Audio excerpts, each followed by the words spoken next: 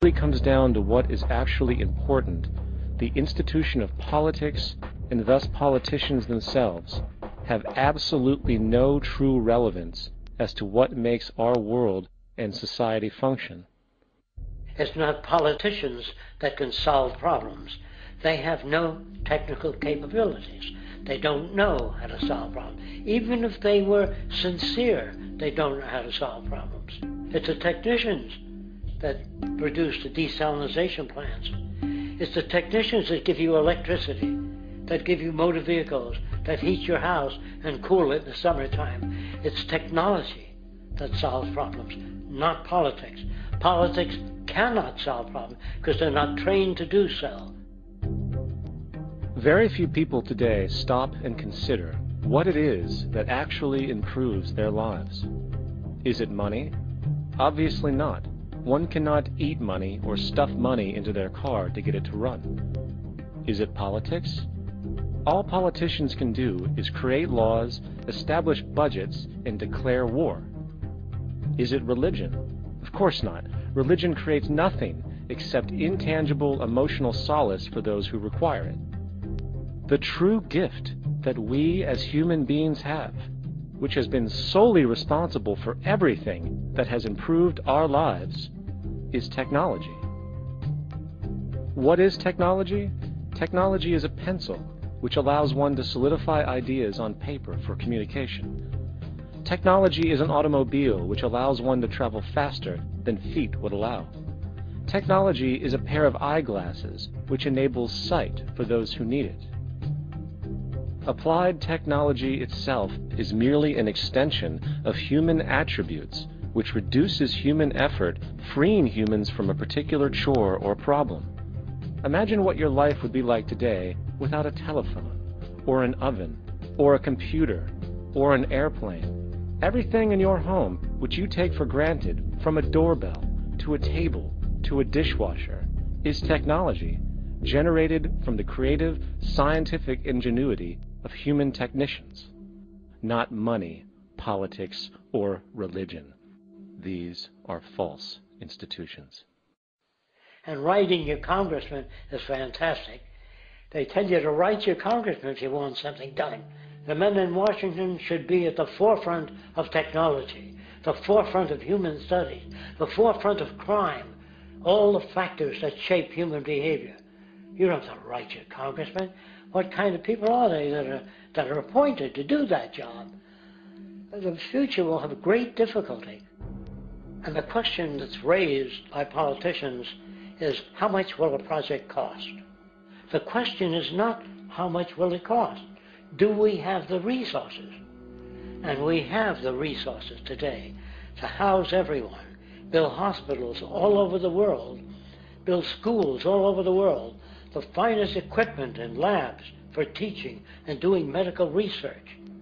So you see, we have all that, but we're in a monetary system. And in a monetary system, there's profit. And what is the fundamental mechanism that drives the profit system besides self-interest? What is it exactly that maintains that competitive edge at its core? Is it high efficiency and sustainability? No, that isn't part of their design.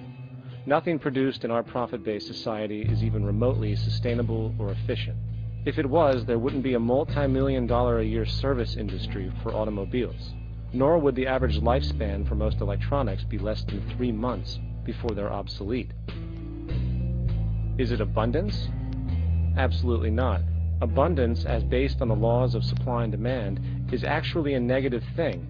If a diamond company finds 10 times the usual amount of diamonds during their mining, it means the supply of diamonds has increased, which means the cost and profit per diamond drops. The fact is, efficiency, sustainability, and abundance are enemies of profit. To put it into a word, it is the mechanism of scarcity that increases profits. What is scarcity? Based on keeping products valuable. Slowing up production on oil raises the price. Maintaining scarcity of diamonds keeps the price high. They burn diamonds at the Kimberley diamond mines. They're made of carbon. That keeps the price up. So then, what does it mean for society when scarcity, either produced naturally or through manipulation, is a beneficial condition for industry? It means that sustainability and abundance will never ever occur in a profit system, for it simply goes against the very nature of the structure. Therefore, it is impossible to have a world without war or poverty. It is impossible to continually advance technology to its most efficient and productive states.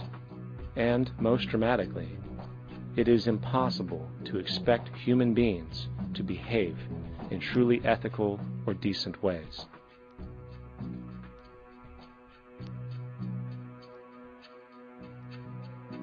People use the word instinct because they can't account for the behavior.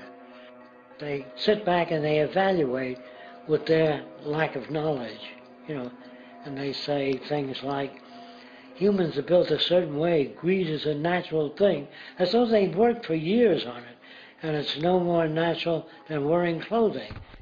What we want to do is to eliminate the causes of the problems, eliminate the processes that produce greed and bigotry and prejudice and people taking advantage of one another and elitism, eliminating the need for prisons and welfare. We have always had these problems because we have always lived within scarcity and barter and monetary systems that produce scarcity. If you eradicate the conditions that generate what you call socially offensive behavior, it does not exist. The guy said, well, isn't that inborn? No, it's not. There is no human nature. There's human behavior, and that's always been changed throughout history. You're not born with bigotry and greed and corruption and hatred. You pick that up within the society. War, poverty, corruption, hunger, misery, human suffering will not change in a monetary system. That is, there'll be very little significant change. It's going to take the redesign of our culture, our values, and it has to be related to the carrying capacity of the earth, not some human opinion or some politician's notions of the way the world ought to be, or some religious notions of the conduct of human affairs. And that's what the Venus Project is about. The society that we're about to talk about is a society that is free of all the old superstitions, incarceration, prisons, police, cruelty, and law. All laws will disappear, and the professions will disappear that are no longer valid, such as stockbrokers, bankers, advertising, gone forever, because it's no longer relevant. When we understand that it is technology devised by human ingenuity which frees humanity and increases our quality of life, we then realize that the most important focus we can have is on the intelligent management of the Earth's resources. For it is from these natural resources we gain the materials to continue our path of prosperity. Understanding this, we then see that money fundamentally exists as a barrier to these resources, for virtually everything has a financial cost. And why do we need money to obtain these resources? Because of real or assumed scarcity. We don't usually pay for air and tap water because it is in such high abundance, selling it would be pointless.